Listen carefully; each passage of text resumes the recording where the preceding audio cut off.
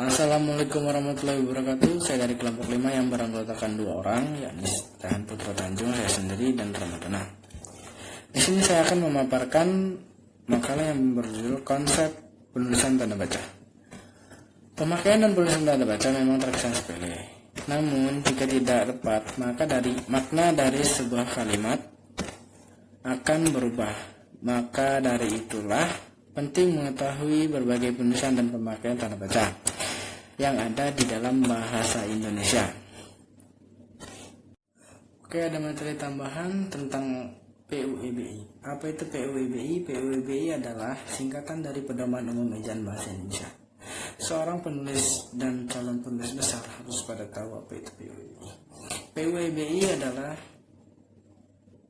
singkatan dari Pedoman Umum Ejaan Bahasa Indonesia. Oke, jelas. PUEBI merupakan pengganti dari EYT yang selama ini sudah kita ketahui sebelumnya. PUEBI meliputi penggunaan huruf, kata pengantar, penggunaan kata tanda baca, serta penggunaan kata serapan. Oke, kita tadi menyebutkan kata EYT, dan kita akan membahasnya. Apa itu EYT?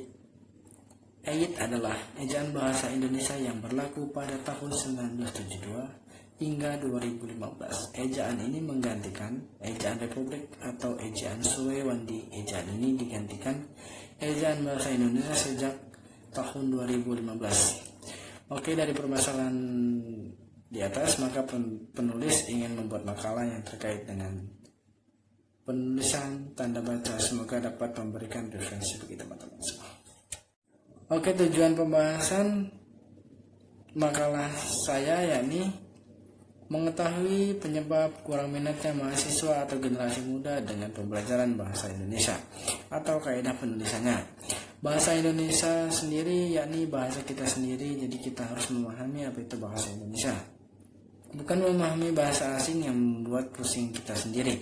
Kaidah penulisan bahasa Indonesia itu harus dipahami dan dicermati oleh generasi muda atau mahasiswa atau yang terpenting. Karena mahasiswa akan menjalani yang namanya karya ilmiah atau tugas-tugas dari dosen untuk membuat makalah. Oke, kita masuk ke kaidah penulisan tanda titik. Sedikit saya bahas tentang kaidah penulisan tanda titik dan nanti akan dilanjutkan oleh saudara Ramadana. Kaidah penulisan tanda titik. Tanda titik dipakai pada akhir kalimat pernyataan. Misalnya, mereka duduk di sana, titik. Jadi kalimat pernyataan itu seperti itu. Tanda titik dipakai pada kalimat pernyataan.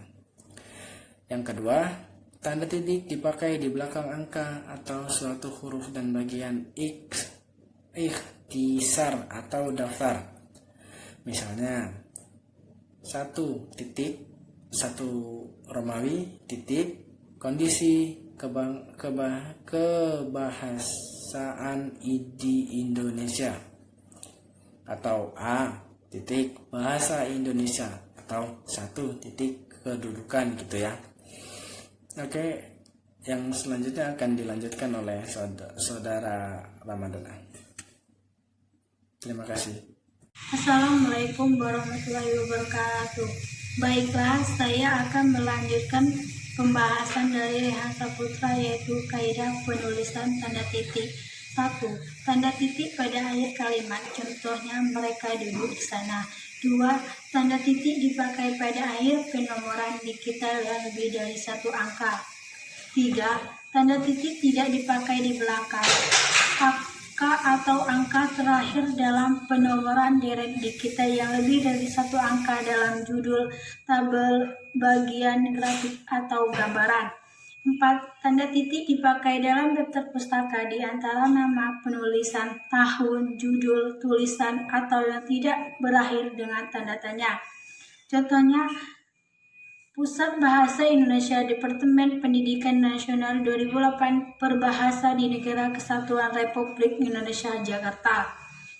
5. Tanda titik dipakai untuk memisahkan bilangan ribuan atau kelipatan yang menunjukkan jumlah. Contohnya, Indonesia memiliki lebih dari 13.000 pulau. 2. Pendudukan kota itu lebih dari 70 juta orang.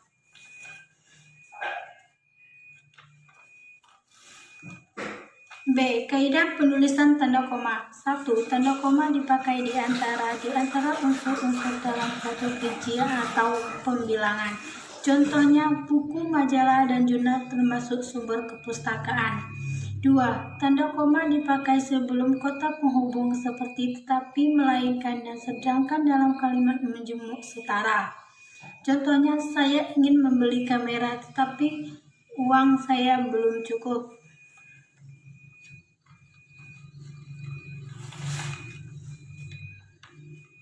Kaidah penulisan tanda pisah. 1. Tanda pisah dapat dipakai untuk membatasi penyisipan kata atau kalimat yang di luar bangunan kalimat. 2. Tanda pisah dapat dipakai juga untuk menegaskan adanya keterangan aposi atau keterangan lain. Kaidah penulisan tanda elipsis. Tanda elipsis dipakai untuk menunjukkan bahwa dalam suatu kalimat atau kutipan ada bagian yang dihilangkan. Contohnya, penyebab kerusakan akan teliti lebih lanjut. Kaidah penulisan tanda tanya. 1. Tanda tanya dipakai untuk akhir kalimat tanya. Contohnya, siapa pencipta lagu Indonesia Raya? 2. Tanda tanya dipakai dalam tanda kurung untuk menyatakan bagian kalimat yang disangsikan atau yang kurang dapat dibuktikan kebenaran. Contohnya, Monumen Nasional mulai dibangun pada tahun 1961. Baiklah, itu yang bisa saya dapatkan melanjutkan pembahasan dari Rehan Saputra. Wassalamualaikum warahmatullahi wabarakatuh. B. Kaidah penulisan tanda koma, yaitu 1. Tanda koma dipakai di antara unsur-unsur dalam suatu perincian atau pembilangan. Contohnya, buku, majalah, dan jurnal termasuk sumber kepustakaan. 2. Tanda koma dipakai sebelum kata penghubung seperti tetapi, melainkan, dan sedangkan dalam kalimat yang majemuk. 3. Tanda koma dipakai untuk memisahkan kalimat yang mendahului induknya kalimat. Contohnya, kalau diundang saya akan datang. Kaidah penulisan tanda titik 2, yaitu 1. Tanda titik 2 pada akhir surat pernyataan lengkap yang diikuti perincian atau penjelasan. Contohnya, mereka memerlukan perubat rumah tangga, kursi, meja, dan lemari. 2. Tanda titik 2 tidak dipakai jika perincian atau penjelasan itu merupakan pelengkapan yang mengakhiri pernyataan.